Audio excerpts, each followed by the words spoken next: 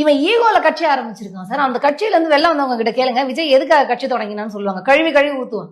ஈகோனா personal ஈகோவா? ஆமா. அதனால கட்சி எதுக்கு ஸ்டார்ட் பண்ணான்னு நீங்க நினைக்கிறீங்க? மக்களை காப்பாத்துறதுக்கா? மக்களை காப்பாத்தணும்னா அந்த போடி புனிய பேடி மக்களுக்கு வந்து அடிப்படை தேவைகளை கொடுத்து நான் இதையெல்லாம் கொடுக்கறதுக்காக தான் வந்திருக்கேன்னு தானே நீ பேசின. நீ தானே தண்ணி இல்லைன்னு தூக்கி போட்ட. ஒரு குழந்தைய காணணும் நீ தானே சொன்ன. அப்ப ஏதோ ஒரு பிரச்சனை நடந்திருக்குங்கிறத தெரிஞ்சுதானே மைக் ஆஃப் பண்ணிவிட்டு தப்பக்கணும் உள்ள போய் உட்காந்துக்கிட்ட. அங்கிருந்து எதுக்கு வேக வேகமா பிணங்கால் புடனையில தெரிய ஓடி வந்த நீனு? இல்ல இன்னொரு அசம்பாவிதம் நடந்துடக்கூடாது. நான் என்ன சொல்றேன், அசம்பாவிதம் நடந்துருச்சுன்னு உனக்கு தெரியுது.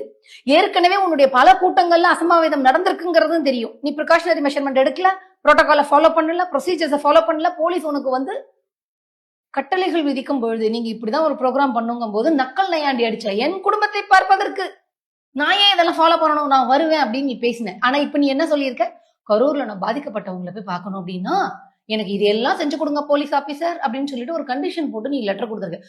உனக்கு கண்டிஷன் போடும் பொழுது காவல்துறை இப்ப விஜய் நீ இப்படி வாப்பா, இத்தனை மணிக்கு வாப்பா, சொன்ன டைமுக்கு வாப்பா, இந்த இடத்துல நில்லுப்பா, இந்த மணிக்கு வேணா இங்க வாப்பா அப்படின்னு சொல்லும் போதெல்லாம் எனக்கு மட்டும் இத்தனை கட்டுப்பாடுகளை காவல்துறையினர் விதிக்கிறார்கள்னு ஒப்பாரி வச்சுட்டு இப்ப நீ போய் என்ன சொல்லியிருக்க, என்னுடைய ரசிகர்களே என்னை பின்தொடராமல் பாத்துக்கோங்க, பத்திரிகையாளர்களே என்னை பின்தொடராம பாத்துக்கோங்க, நான் நிக்கிற இடத்துல இருந்து 1 கிலோமீட்டருக்கு யாருமே இல்லாம பாத்துக்கோங்க. நீ இப்ப கண்டிஷன் போடுறீங்க. இப்ப நீங்க சொல்றீங்க இல்லையா, என்னை நம்பி வந்தவர்கள் அந்த குடும்பத்திலேயே இல்லைன்னு சொல்லிவிட்டாங்க அப்படின்னு சொல்லிட்டு திரும்பவும் சொல்ற, விஜய் மக்கள் நலனுக்காக கட்சி தொடங்கல, மக்களை அரசியல் படுத்துறதுக்காக கட்சி தொடங்கல. ஏன்னா மக்கள் நலன் மேலேயும் அவனுக்கு அக்கறை கிடையாது, அரசியல்னாலும் என்னன்னு தெரியாது. மக்கள் நலனுக்காக இவன் வந்து கட்சி தொடங்கி இருந்தால் அங்க மக்கள் பாதிக்கப்பட்ட போது விட்டுட்டு ஓடி வந்திருப்பானா? தன்னுடைய கட்சியில் இருக்கக்கூடிய அடுத்த கட்டத்தில் இருப்பவர்களை முடுக்கி விட்டு என்னன்னு போய் பாருன்னு ஒருத்தன் சொல்லாமல் இருந்திருப்பானா? இவன் சொல்லல. அடுத்த லெவல்ல இருக்கிறவங்க எல்லாருமே அப்காண்ட் ஆயிட்டாங்க. ஒரு தலைவன் இப்படி இருப்பானா சார்? நான் கேட்க சார், இப்போ ஒரு பக்கத்து வீட்டுல ஒரு துக்கம் நடக்குதுன்னு வச்சுக்கோங்களேன். உங்க வீட்டுல ஒரு வளர்ந்த பிள்ளைங்க இருக்கிறாங்க. இப்ப நீங்க வேற ஏதோ வேலையா இருந்துட்டீங்க, இல்ல நீங்க போக முடியாத சூழ்நிலை, உங்க வீட்டுல இருக்கவங்க என்ன சொல்வீங்க? பக்கத்துல இருந்து நடந்துச்சு, நீங்க ஏதாவது வேணுமா, ஹெல்ப் வேணுமான்னு கேட்டு என்னன்னு போய் பாரு பண்ணுவீங்கன்னு உங்க வீட்டுல இருக்கவங்க நீங்க சொல்லுவீங்களா மாட்டீங்களா?